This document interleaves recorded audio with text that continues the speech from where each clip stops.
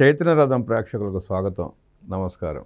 YS Jaganmohan Reddy 4వ తారీఖున ప్రజలు తనకు వెన్నుపోటు పొడిచారని చెప్పి వెన్నుపోటు దినంగా ప్రకటిస్తూ నిరసనలు తెలియజేయాలని తన పార్టీ కార్యకర్తలకి, నాయకులకి ఆదేశించాడు.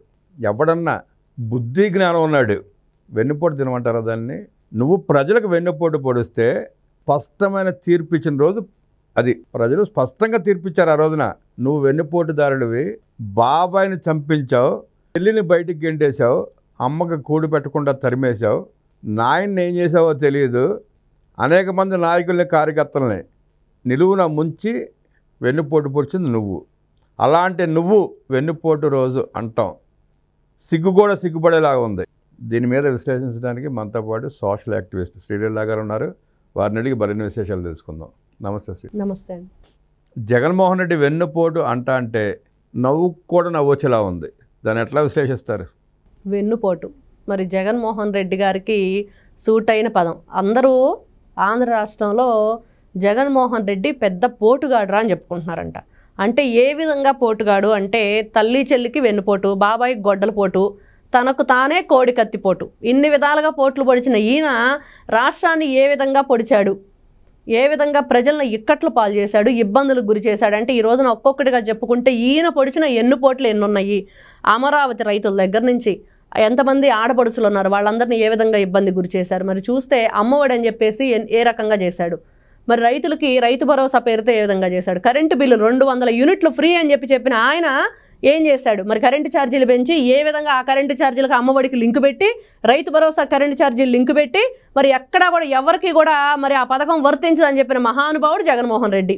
మరి ఈ విధంగా చేసిన ఈయన మాట్లాడతాడు వెన్నుపోటు గురించి.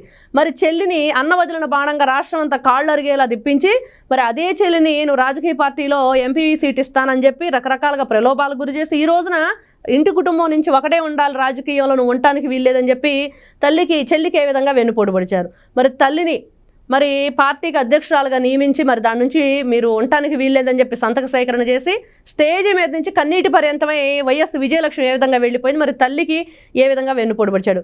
సరే, చనిపోయిన తండ్రి సేవంతో రాజకీయం చేసి సంతకాల సేకరణ చేసి ఏ విధంగా ఆ చనిపోయిన తండ్రికి కూడా వెన్నుపోటు పొడిచిన మహానుభావుడు జగన్మోహన్ రెడ్డి. మరి బాబాయ్ గొడ్డలి పోటు, ఇంకా దీని గురించి చెప్పాలంటే ప్రపంచమే నివ్వేరిపోయింది.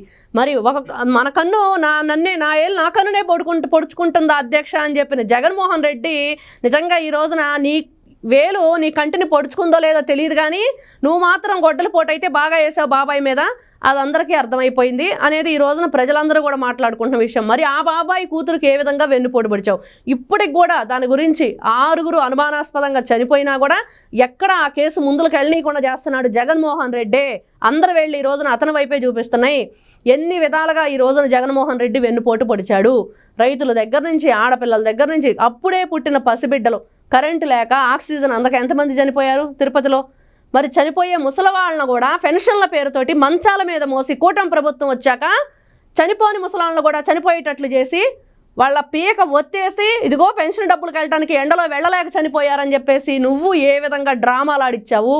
మంచాల మీద మోసుకుంటూ వెళ్ళారు కదా పెన్షన్ డబ్బుల కోసం. ఇట్లాంటి ఎదవ పనులు అంటారు నిజంగా. ఇట్లాంటి పిచ్చి పనులు ఇంత నరరూప రాక్షసంగా ఆలోచించిన నువ్వు వెన్నుపోటు గురించి మాట్లాడటం హాస్యాస్పదం.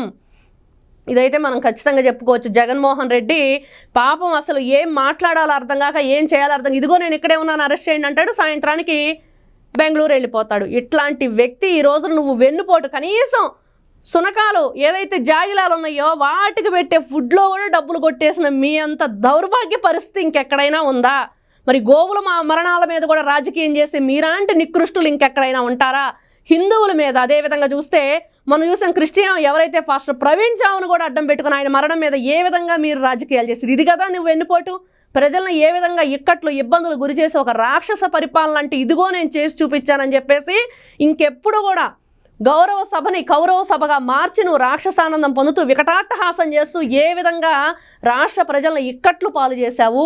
ఇది కదా వెన్నుపోటు జగన్మోహన్ రెడ్డి. ఇదైతే మనం ఖచ్చితంగా చెప్పుకోవచ్చు. జగన్మోహన్ రెడ్డి ఏ విధంగా పరిపాలించాడు. మరి ప్రజల్ని ఈ రోజున ఆయన అడుగుతున్నాడు. డే 1లోనే అడిగాడు. రిజల్ట్ వచ్చిన రోజు నేను చేసిన పనులన్నీ ఎక్కడికి వెళ్ళిపోయినాయి, నా అక్కలు చెల్లెళ్ళందరూ నాకు ఈ రోజున వెన్నుపోటు పొడిచారు, మరి అవ్వాతాతల పెన్షన్లు ఇచ్చిన టయానికి నాకు వెన్నుపోటు పొడిచారని. మరి ఈ రోజున ఆయన వెన్నుపోటు దినంగా ప్రకటిస్తుంది ప్రజలకే. ప్రజలు నన్ను 11కు పరిమితం చేసి పక్కన కూర్చోబెట్టారు, మిమ్మల్ని నేను ఈ రోజున వెన్నుపోటు దినంగా మీ అందరిని బహిష్కరిస్తున్నానని చెప్పేసి జగన్మోహన్ రెడ్డి ప్రకటన. 40,000 మందిని చంపేశాడు చీప్ లిక్కర్ పోసి. ఆ కుటుంబాలకు వెన్నుపోటు పొడిచాడు. సుమారుగా 90,000 మంది కిడ్నీలు లివర్లో చెడగొట్టాడు చీప్ లిక్కర్ పోసి. ఆ 90,000 కుటుంబాలకు వెన్నుపోటు పొడిచాడు. విద్యార్థులకు ఫీజు రీంబర్స్మెంట్ అని చెప్పి 4,250 కోట్ల రూపాయలు ఎగ్గొట్టి ఆ విద్యార్థులకు వెన్నుపోటు పొడిచాడు. గనులు దోచుకుని ప్రజలకు వెన్నుపోటు పొడిచాడు. ఇసుక అమ్ముకుని ప్రజలకు వెన్నుపోటు పొడిచాడు.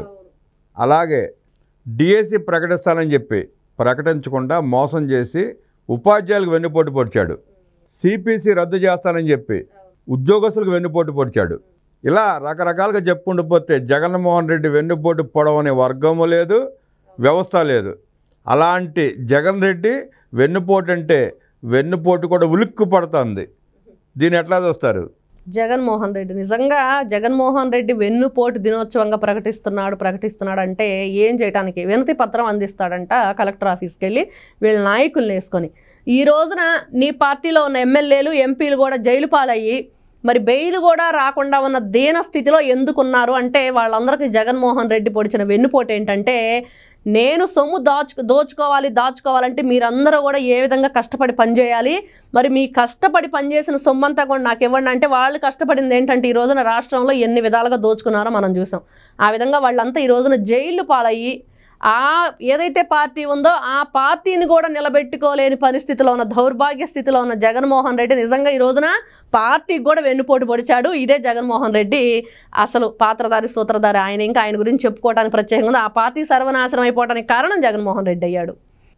సుమారుగా ప్రజల సొమ్ము 25 లక్షల కోట్లు కొల్లగొట్టి రాష్ట్రానికి వెన్నుపోటు పొడిచిన జగన్మోహన్ రెడ్డి వెన్నుపోటు అంటూ మాట్లాడటాన్ని అసహించుకుంటున్నారు ఆంధ్రప్రదేశ్ రాష్ట్ర ప్రజలు. జగన్మోహన్ రెడ్డి ఇక నువ్వు మారవా, నీ బ్రతికింతేనా, నువ్వు ఇలాగే అబద్ధాలు ఆడుతూ ఉంటావా అంటూ చీదరించుకుంటున్నారు ఆంధ్రప్రదేశ్ ప్రజలు. జగన్ రెడ్డి ఇకనైనా మారతావా? నమస్కారం.